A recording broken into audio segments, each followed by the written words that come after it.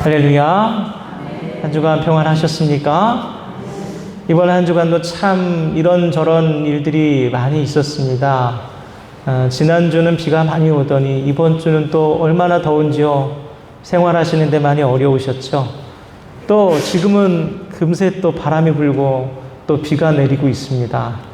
여러분 오락가락하는 날씨 가운데 일기 가운데 늘 건강 유의하시기 바랍니다.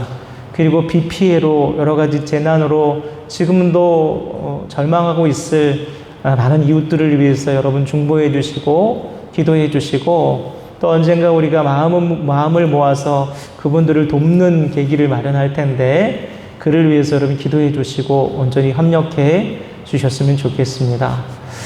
우리 이제 앞뒤 또 옆에 분들 바라보시면서 인사 한번 할까요? 잘 오셨습니다. 잘 오셨습니다. 여러분 정말 잘 오셨습니다. 여기가 주님께서 여러분에게 베푸시는 가장 안전하고 온전한 피난처임을 믿으시기 바랍니다. 여러분 요즘 세대들은요 자신의 생각과 견해를 표현하는데 참 탁월한 면이 있습니다. 젊은 사람들 중에도 탁월한 강의를 하는 강연자들도 굉장히 많아서 가만히 듣고 보다 보면 야 어떻게 저렇게 식견이 뛰어나고 말을 유려하고 설득력 있게 잘할 수 있을까 감탄이 나옵니다. 제가 어릴 때를 기억해 봐도요 우리 학급에서 발표 같은 거를 시키면 나와서 자기 생각을 분명하게 말하고 표현하는 친구들은 아주 극소수였습니다. 대부분 그냥 코 올리게들이었거든요. 그런데 요즘은 그렇지 않은 것 같아요. 어린아이들이 요즘은 더 말을 잘하죠. 깜짝깜짝 놀랄 때가 많이 있습니다. 그런데 한편으로 의아한 것은 그와 같이 그 어느 세대에 비해서도 자기 표현을 말로써 능숙하게 잘 표현하는 이 세대임에도 불구하고 오히려 이상하게 세대 갈등, 성별 갈등, 가정 내 갈등 같은 사회적 갈등은 더 갈수록 심화되고 있다는 점입니다. 여러분 왜 그럴까요? 그것은 사람들이 자기를 표현하고 말하는 기술은 그 어느 때보다도 탁월해졌지만 그에 비해서 듣는 기술, 이 경청의 기술은 상대적으로 늘어나지 않았기 때문인 것 같습니다. 그러다 보니까 제대로 된 소통이 잘 이루어지지 않죠. 소통을 영어로 커뮤니케이션이라고 합니다. 라틴어 커뮤니클라레라는 말에서 나왔어요. 그런데 이 커뮤니클라레라는 뜻은 바로 공유입니다. 공유. 공유가 뭡니까? 공동으로 가진다, 소유한다는 뜻이 아닙니까? 그러니까 대화의 목적과 핵심은 잘 말하는 게 아니라 서로의 생각을 함께 가지는 거예요. 그게 대화인 거죠. 그러나 요즘 우리 세태를 보면 자신의 생각과 견해가 옳다는 것을 상대방에게 어떻게든 납득시키는 것을 대화의 목적이라고 여기는 듯합니다. 그래서 상대방이 뭘 말하고 있는지보다 내가 하고 싶은 말에만 집중하는 그러한 대화를 통해서는 공유가 일어나지 않죠. 공감이 일어나질 않습니다. 공유가 일어나지 않으면 누군가를 이해할 수 있거나 새로운 시각을 얻게 된다거나 성숙이 일어나지를 않은 거예요. 성도 여러분, 이러한 현상은 우리 성도의 신앙생활의 영역에도 마찬가지로 일어납니다. 요즘 우리 성도들의, 평신도들의 신앙 지식이 전반적으로 굉장히 높아져 있는 수준입니다. 그만큼 강단에서는 이 목회자들에게 요구되는 수준도 많이 높아졌어요. 조금만 설교에 신경을 덜 쓰거나 못 쓰면 대본에 그런 소리 나옵니다. 야, 저런 설교는 나도 하겠다. 그런 소리가 나와요. 기도도요, 얼마나 세련되고, 권사님도 아까 기도하셨지만 유창하고, 강연을 여기 계신 분들 몇 분에게 부탁을 드려도 잘하실 수 있는 분이 보여요. 그럼에도 불구하고 여러분 죄송하지만 저는 이전 세대 성도들에 비해서 지금 세대 성도들의 신앙이 그래서 더 성숙해졌거나 나아졌다는 생각이 좀처럼 들지는 않습니다. 아니 어떤 면에서는 더 퇴보하지 않았나. 그 이유는 과거에 비해서 요즘 성도들은 말씀의 홍수 속에 있으면서도 막상 그 말씀을 경청하는 태도가 부족해진 것 아닌가, 그런 판단 때문입니다. 어떤 분은 그렇게 말해요. 제가 듣는데도 그런 말씀 하시는 분이 있어요. 요즘 참 들을 만한 설교가 없어. 저 들으라는 소리인가? 그럴 수 있습니다. 목회자로서 그런 말을 들으면 죄송스러운 마음이 들어요.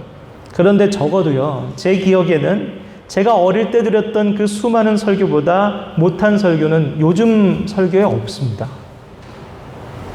어떤 면에서는 전반적으로 설교 수준은 훨씬 더 나아졌어요. 다만 달라진 것이 하나 있다면 말씀을 경청하는 성도들의 태도가 예전만 못합니다. 그것은 바로 남의 말 잘 듣지 않으려는 현 세대의 성향이 지금 성도들에게도 그대로 나타나기 때문이에요.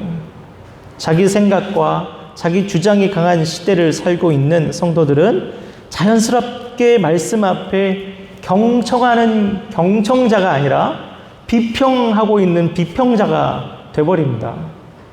오늘은 좋았어. 오늘은 나빴어. 오늘은 은혜가 됐어. 오늘은 아무것도 없었어. 해석이 틀린 부분이 있었어. 맞지 않은 비유가 있었어. 목사님이 잘못 읽었어. 이런저런 생각을 하면서 듣는 설교가 그 성도에게 하나님의 말씀이 되어 다가오기는 사실상 거의 불가능합니다. 오늘 본문 말씀 로마서 10장 17절의 말씀은 성도가 어떻게 믿음을 획득하는지에 대해서 아주 잘 알려주고 있는 그런 말씀입니다. 우리 함께 읽어볼까요? 17절 말씀입니다. 읽겠습니다. 그러므로 믿음은 들음에서 나며 들음은 그리스도의 말씀으로 말미암았느니라. 아멘. 보통 우리는 기도를 굉장히 능숙하게 잘하면 저분이 믿음이 있구나 라고 말합니다. 근데 기도는 하나님을 향한 우리 성도의 신앙 언어예요. 말이죠. 그런데 성도가 하나님께 내 생각과 견해를 자주 많이 표현한다고 해서 꼭 믿음이 발생하는 것은 아닙니다. 오히려 사도 바울은 지금 말씀에서 말하고 있기를 그 반대로 믿음은 어디에서 난다고요? 들음에서 난다고. 즉 믿음은 경청이라는 행위를 통해서 일어난다는 거예요. 사도 바울에 의하면 성도는 이 경청, 즉 말씀을 들음을 통해서 하나님의 생각을 공유하게 된다. 같이 가지게 된다라고 말해요. 그리고 그렇게 공유된 하나님의 뜻과 마음과 그 결정의 영향을 받아서 삶의 변화를 일으키게 되는 것. 이것이 바로 믿음의 성장이라는 거예요. 때문에 성도는요, 하나님의 말씀 앞에 비평자로서 서 있는 것이 아니라 경청자로서 서 있어야 되는 거예요. 성도가 어떤 입장으로 서 있는가에 따라서 성령 하나님의 역사하심의 여부가 달려 있습니다. 여러분 성령을 어떻게 경험하냐고요? 경청의 태도에 따라서 성령을 경험할 수 있어요. 성령께서는 성실한 경청자에게 대떡같이 말해도 찰떡같이 알아듣게 하셔요. 즉 말씀의 경청자로서 참된 들음이 일어나야 성령 하나님의 역사를 통한 참된 믿음이 일어나는 거예요.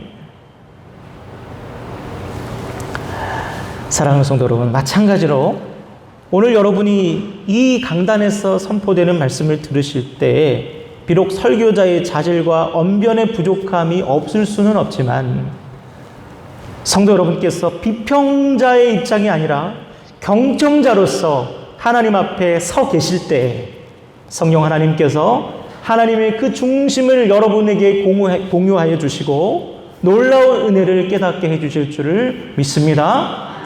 아멘. 이제 오늘 본문의 배경에 대해서 여러분에게 간단히 전해드리도록 하겠습니다. 오늘 본문이 담겨있는 이 로마서 10장은 사도 바울이 이제 예수 그리스도의 복음을 듣고 믿음으로 구원을 얻는 하나님의 자녀가 되는 이 새로워진 신약의 시대에, 그렇다면 정작 이 그리스도의 복음을 거부하고 과거 모세의 율법을 아직도 고집하는 그 하나님의 백성, 이 유대인들은 앞으로 어떻게 될 것인가, 그것에 대해서 다루고 있는 말씀입니다. 그러면서 사도 바울이 이스라엘이 하나님 백성 된 것이 그들이 무슨 특별한 민족이거나 혈통이기 때문이 아니라 그들 또한 마찬가지로 하나님께서 그들의 조상 아브라함에게 약속하신 그 약속의 말씀을 듣고 믿었기 때문이다 라고 강조하고 있어요. 바울은 이렇게 하나님의 백성이란 지금 여러분들처럼 하나님 말씀을 듣고 그 안에서 믿음을 획득한 모든 사람을 통칭하는 것이다, 특정한 민족을 지칭하는 것이 아니다라고 말하고 있습니다. 성도 여러분, 바로 여기에 우리가 전도해야 될 이유도 있는 거예요. 사람은 반드시 하나님 말씀을 들어야만 믿음이 생기는 거예요. 그래야 믿음이 발생하고 그래야 그들이 하나님의 백성이 될 수 있기 때문이에요. 여러분, 이와 같이 우리 성도들뿐만 아니라 믿지 않은 이들에게도 하나님의 말씀을 듣는 것, 경청하는 것의 중요성은 아무리 강조해도 부족함이 없어요. 성도 여러분, 그런데 들으시는 건 좋은데 듣는 것도 잘 들어야 돼요. 무조건 말씀을 듣기만 한다고 믿음이 생기는 건 아닙니다. 백날 앉아 있어도 표정이 똑같은 분들이 계셔요. 삶이 변하지 않는 분들이 있어요. 로마서 10장 2절에서 3절 말씀을 함께 읽어보겠습니다. 로마서 10장 2절로 3절입니다. 읽겠습니다. 내가 증언하노니 그들이 하나님께 열심히 있으나 올바른 지식을 따른 것이 아니니라. 하나님의 의를 모르고 자기 의를 세우려고 힘써 하나님의 의에 복종하지 아니하였느니라. 아멘. 모세 시절부터 예수님 당시에 이르기까지 오랜 시간 동안 이스라엘 백성들에게는 고질적인 영적 질병이 하나 있었습니다. 그것이 뭐냐면 하나님의 말씀을 잘 청종하지 않는, 경청하지 않는 거예요. 그리고 자기 마음대로 자기를 돋보이는 방식으로 신앙생활을 했다는 거예요. 여러분, 이런 분들은 교회에도 의외로 많습니다. 저분 참 사람도 좋고 열심히 있어요. 뭐든지 앞장서요. 막상 하나님 말씀은 잘 안 읽고 안 들어요. 그런데 하나님은 늘 그런 이스라엘을 책망하셨거든요. 어떤 때는 분통이 터진 사무엘이 사울 왕에게 이렇게 외칩니다. 여호와께서 번제와 다른 제사를 그의 목소리를 청종하는 것을 좋아하심 같이 좋아하시겠나이까? 이 말이 뭐예요? 아무리 열심히 예배드리면 뭐합니까? 하나님 말씀을 듣지를 않는데, 이런 말이에요. 말씀의 경청이 없는 열심, 남에게 인정받고 칭찬받기 위한 헌신, 사도 바울은 그것을 바로 올바른 지식에 따른 것이 아닌 하나님께서 책망하시는 이스라엘의 그 모습이다라고 우리에게 말하고 있는 거예요.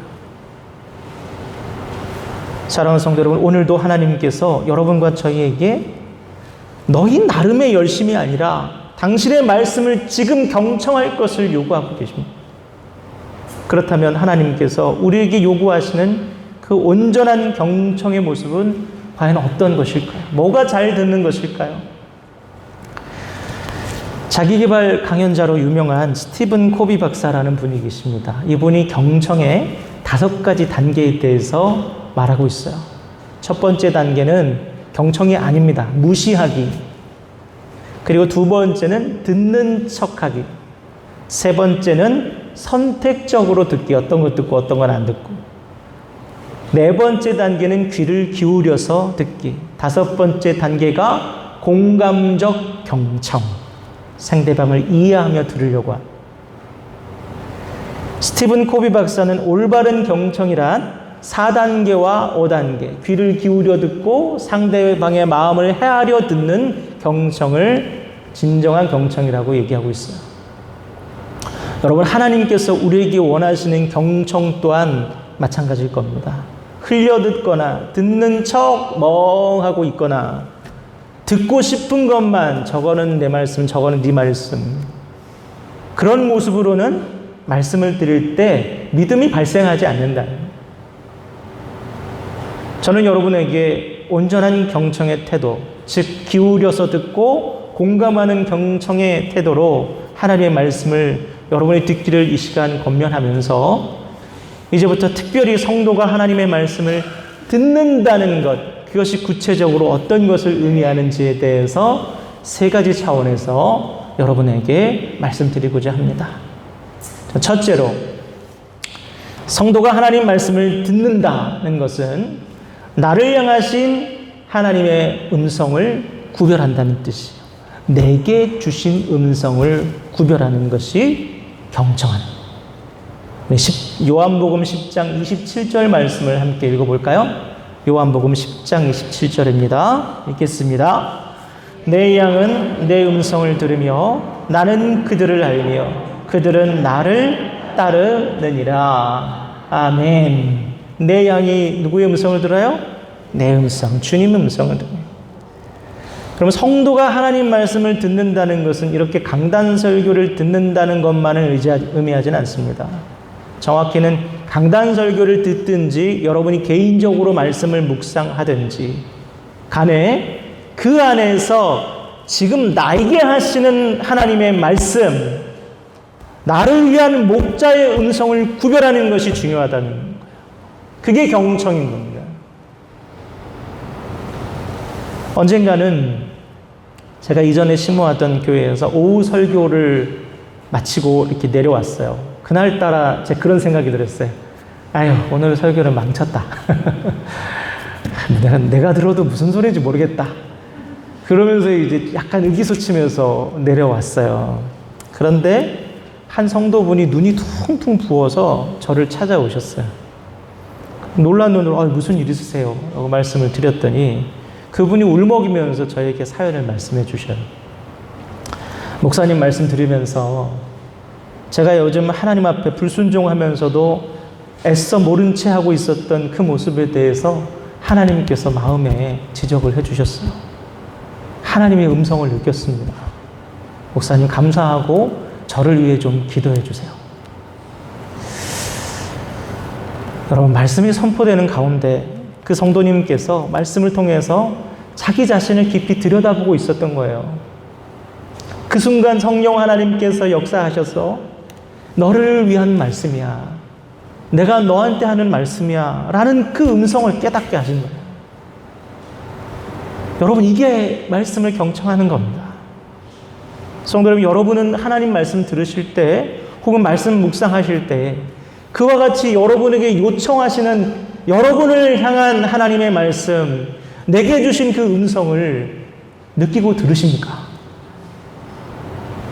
하나님 말씀을 듣는다는 것, 그분의 음성을 경청한다는 것은 바로 그와 같이 지금 나를 향해 말씀하시는 하나님의 그 요구를, 요청을 깨닫는다는 뜻이에요. 또한 그와 같이 나를 향하신 하나님의 그 음성을 알아야 그분의 요청에 따라 살아갈 수도 있는 거예요. 이것이 바로 우리 성도가 하나님의 말씀을 경청해야 하는 이유인 것입니다. 성도 여러분, 하나님의 음성을 여러분이 들으실 때 선명하게 깨닫기 위해서는 말씀을 들으실 때 내 이야기가 아닌 것처럼 하면 안 돼요. 그리고 듣는 척만 해서는 곤란합니다. 그리고 선택적으로 들어서는 안 돼요. 이 말씀은 내 말씀이 아니고 네 말씀이야 라는 생각이 잡념이 드는 순간 끝난 거예요. 필요가 없어요. 그런 경청은. 우리 성도가 하나님 말씀에 내 삶을 거울처럼 비춰야 돼요. 우리 자신을 깊이 성찰해야 됩니다. 그때 성령 하나님께서 역사하시는 거예요. 그 말씀, 네 말씀이야. 그리고 그 음성을 듣고 순종하는 것이 주님의 음성을 듣는 진정한 양의 모습인 거죠. 여러분, 이를 기억하시고 하나님 말씀을 온전히 경청하시기 바랍니다. 나를 향하신 그분의 음성을 분명히 구별하시고 선명히 구별해 내시는 여러분들 다 되시기를 주님의 이름으로 축복합니다. 아멘. 둘째로 성도가 하나님의 말씀을 듣는다는 것은 들은 말씀의 정확한 의미를 깨닫는다는, 이해한다는 거예요. 들었니? 들었어. 무슨 뜻인데? 몰라. 이건 제대로 된 경청이 아니라는 거예요. 사도행전 17장 11절 말씀 우리 다 같이 한번 읽어볼까요? 사도행전 17장 11절 12절 다 같이 읽겠습니다. 베레아에 있는 사람들은 데살로니가에 있는 사람들보다 더 너그러워서 간절한 마음으로 말씀을 받고 이것이 그런가 하여 날마다 성경을 상고하므로 그 중에 믿는 사람이 많고 또 헬라의 귀부인과 남자가 적지 아니하나. 아멘. 바울이 전도 여행 중에 그리스 북부 마케도니아에 있는 베리아 또는 성경에는 베레아라고 되어 있는데 이 지역에서 말씀을 전하게 됐습니다. 그런데 신기하게도 그리스의 신들을 믿는, 올림푸스의 신들을 믿는 이 지역의 시민들이 이 바울이 전하는 하나님 말씀을 너무 열심히 듣는 거예요. 11절의 말씀을 보면 날마다 그들이 성경을 상고하였다라는 말씀이 나와요.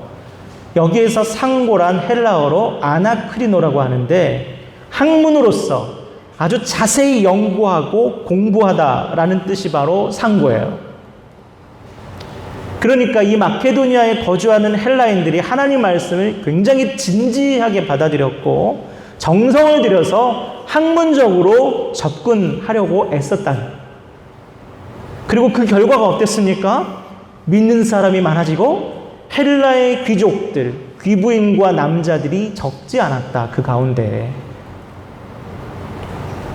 여러분, 당시에 헬라 문화권에 유행하던 학문은 무엇이었을까요? 철학이었습니다. 귀족들 내에서 스토아 철학이 유행했던 시기가 당시였어요. 그런 헬라의 귀부인들과 남성들이 하나님 말씀을 깊이 연구하고 공부하고 믿음을 얻게 됐다는 것은 되게 이례적이고 놀라운 일인 것입니다.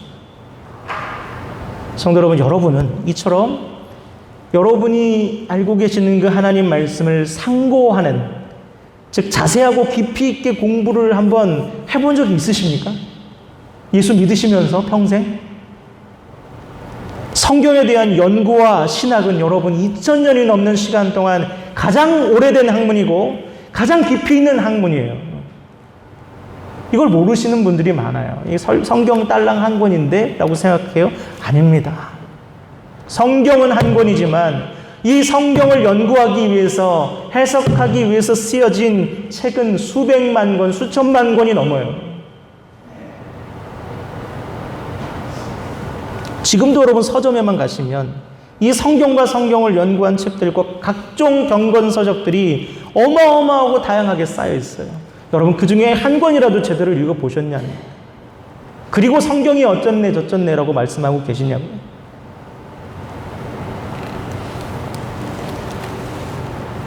여러분 그렇게 많은 수많은 성경을 이해하기 위한 책들이 있다는 것은 이 성경이 그 깊이와 넓이를 다 헤아려 알 수 없을 정도의 하나님의 지혜와 하나님의 뜻을 담고 있다는 것을 우리에게 알려주는 겁니다. 에베소서 13장 19절 말씀을 한번 읽어보겠습니다. 함께 읽겠습니다. 시작. 그 너비와 길이와 높이와 깊이가 어떠함을 깨달아 하나님의 모든 충만하신 것으로 너희에게 충만하게 하시기를 구하노라. 아멘. 이렇게 되기를 여러분 기도합니다. 저도 여러분을 위해서. 성도 여러분, 예수 그리스도를 믿는 그리스도인으로서 여러분이 가지고 있고 지금 읽고 있는 이 성경에 대해서 얼마나 아십니까? 성도로서 평생 하나님의 말씀인 이 성경을 제대로 알지도 못하고 그를 통해 주시는 무궁무진한 하나님의 그 지혜와 그 뜻과 그 음성의 근처에도 가보지 못하고 너무 어처구니 없게도 평생 동안 일독 한 번 못하고 생을 마감하는 그리스도인들이 있다는 것이 얼마나 부끄러운 일입니까?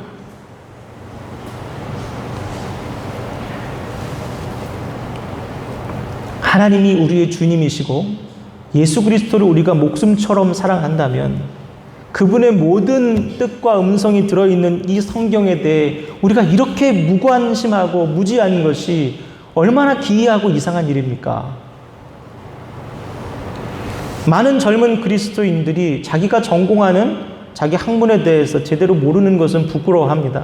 그러면서도 성경 말씀을 제대로 모르는 것은 성경을 이해하기 위한 최소한의 학문적인 배경이 되는 고전 몇 가지도 읽어보지 않았다는 것은 기가 막힌 일입니다.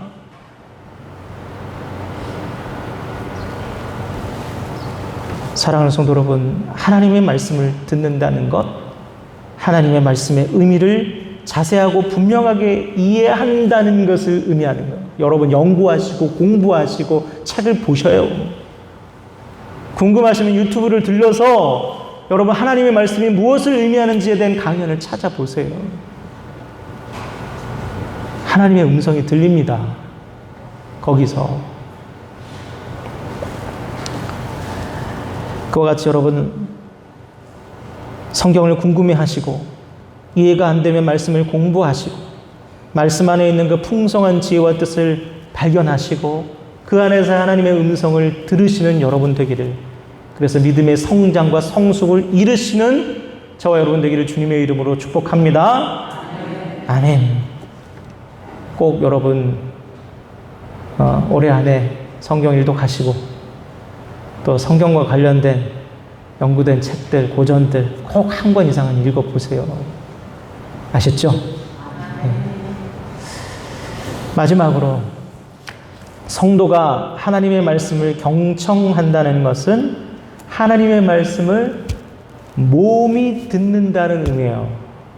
즉 순종의 차원에서의 들음, 그것이 바로 온전한 경청이다. 우리 마태복음 21장 28절에서 31절 말씀을 함께 읽어볼까요? 읽겠습니다. 시작.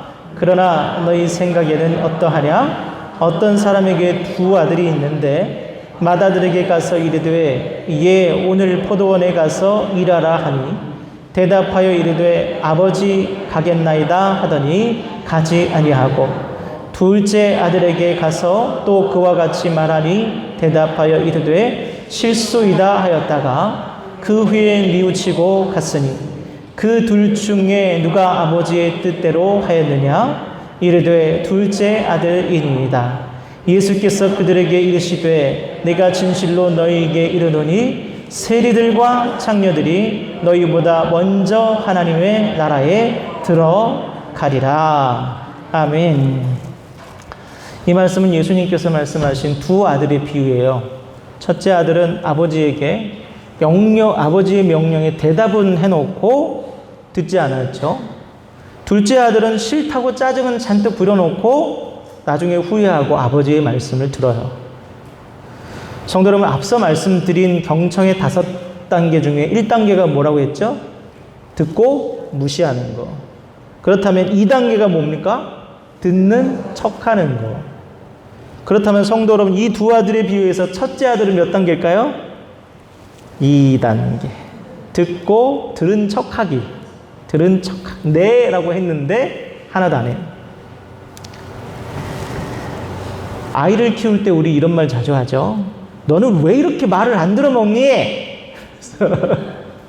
무슨 뜻입니까? 말을 듣지 못했다는 뜻입니까? 아니죠. 말대로 행하지를 않는다는 뜻입니다. 그와 같이 경청은 상대의 말에 몸이 반응하는 것이 온전한 경청이라는 거예요. 이렇게 다 듣고 있는 것 같지만 몸이 반응하는 경청을 하는 분들은 소수예요.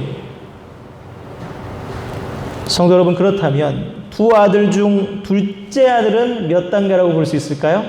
몇 단계라고 생각하세요? 저는 5단계라고 생각해요. 왜 그런가? 5단계는 뭐라고 했죠? 공감적 경청. 뭐라고요? 공감적 경청. 왜 둘째 아들이 공감적 경청일까요? 둘째 아들은요, 화가 났을 뿐이에요. 왜 형을 두고서 굳이 그 일을 나한테 시키냐고요. 어차피 유산도 대부분 형 몫인데 내가 왜 제 일을 해줘야 되는 건데 거기에 짜증이 난 것뿐입니다. 그런데 그렇게 화를 내고 뛰쳐나왔는데 가만히 생각해 보니까 자기가 안 하면 이 일을 누가 해요? 누가 합니까? 아버지가. 가뜩이나 요즘 나이가 드셔서 기력이 쇠하셨는데 그 아버지가 해야 되는 거예요, 결국은. 저 못돼 먹은 형은 절대로 안 할 거라고요. 그래서 아휴, 그래, 내가 한다, 내가 해. 성도 여러분, 이게 바로 공감적 경청이에요. 성도가 하나님의 말씀을 듣는 것, 순종하는 것은 바로 자녀로서 아버지의 마음을 공감하고 있기 때문에 내가 안 하면 마음 아프시겠지, 섭섭해 하시겠지. 그래도 내가 아들이 있는데 아버지를 기쁘시게 해드려야 되지. 여러분, 아까 말씀드렸듯이 소통이란 상대의 마음과 생각을 공유하는 것, 함께 가지는 것이라고 했어요.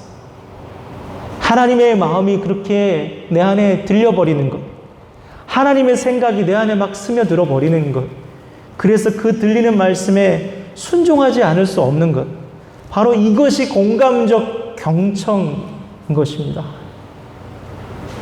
제가 좋아하는 찬양 가사 중에 이런 가사가 있어요. 나의 마음이 아버지의 마음을 알아 내 모든 뜻 아버지의 뜻이 될 수 있기를. 나의 온 몸이 아버지의 마음 알아 내 모든 삶 당신의 삶이 되기를. 사랑하는 성도 여러분, 이와 같이 하나님의 마음을 들을 수 있는, 아버지의 생각을 들을 수 있는 공감적 경청을 통해서 우리 아버지 하나님을 기쁘시게 해드리는 믿음직한 자녀들이 되기를 주님의 이름으로 축복합니다.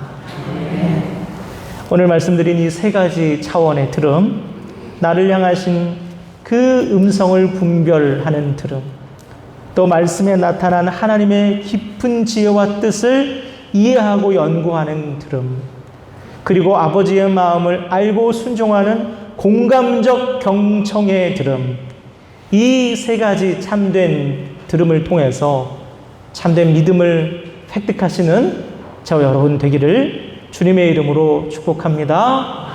기도하겠습니다. 하나님 아버지, 감사합니다. 우리는 수없이 많은 시간 하나님의 말씀을 듣는다 하면서도 실제로 하나님의 말씀을 온전히 듣는 바른 들음을, 바른 경청을 하고 있지 못했습니다. 하나님 말씀을 통하여서 깨닫게 해주신 진정한 경청을 회복하게 도와주셔서 참된 들음으로써 참된 믿음을 회복하는 저희들이 될 수 있도록 인도하여 주시옵소서. 예수님의 이름으로 기도드립니다. 아멘.